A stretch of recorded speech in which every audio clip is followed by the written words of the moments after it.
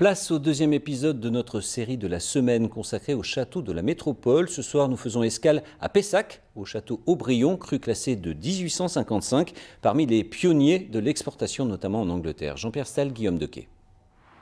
En face de la mission Aubryon, située en plein cœur de Pessac et Talence, le mythique château Aubryon, premier grand cru classé 1855. Ces vendanges en rouge ont commencé le 20 septembre sur les merlots et se terminent pour les cabernets sauvignons. C'est la première année, personnellement c'est sympathique. J'habite même pas à 20 minutes en bus vers Pessac-Centre, donc c'est super. J'habite dans le Médoc et ça change des châteaux et des vignes qu'on peut voir comme ça en campagne. Et là en pleine ville, effectivement, c'est assez atypique. Aubryon n'a pas trop gelé cette année. Non seulement le château est en ville, mais surtout son terroir est envié de tout le Bordelais, car assez chaud, fait de grave, avec un sous-sol argilo-calcaire qui lui confère aussi de la fraîcheur. C'est le site qui est précoce, c'est le microclimat qui règne, donc le terroir.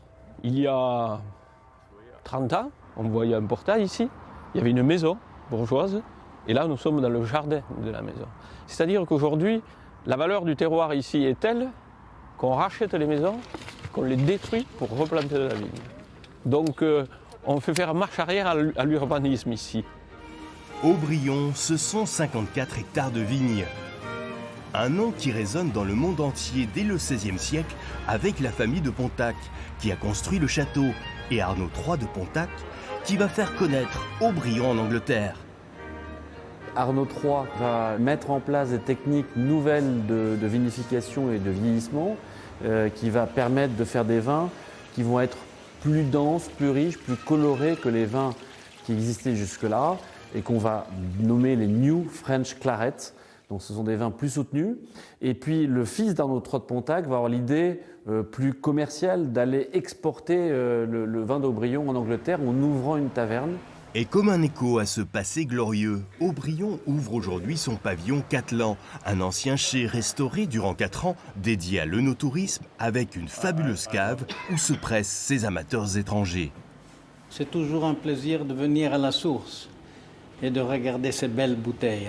Il y a beaucoup d'amateurs qui viennent alors du monde entier, qui connaissent très bien l'histoire, les millésimes, qui dégustent très bien.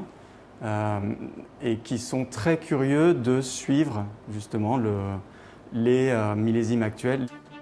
Un pavillon dédié aussi aux réceptions et à la dégustation avec sa grande cave voûtée. L'idée, c'est de mieux recevoir nos visiteurs et de les recevoir avec une vraie expérience. Et ça, c'est important que les gens aient une émotion quand ils viennent ici visiter Aubryon. Pour un vin déjà si jeune, on a déjà beaucoup de douceur, le vin est presque agréable et c'est vrai que c'est pour un vin qui finalement est presque encore un bébé. C'est juste magique, oui. Avec ses multiples salons, Aubryon s'ouvre désormais au séminaire et à l'œnotourisme, tourné vers les professionnels et les amateurs de vin.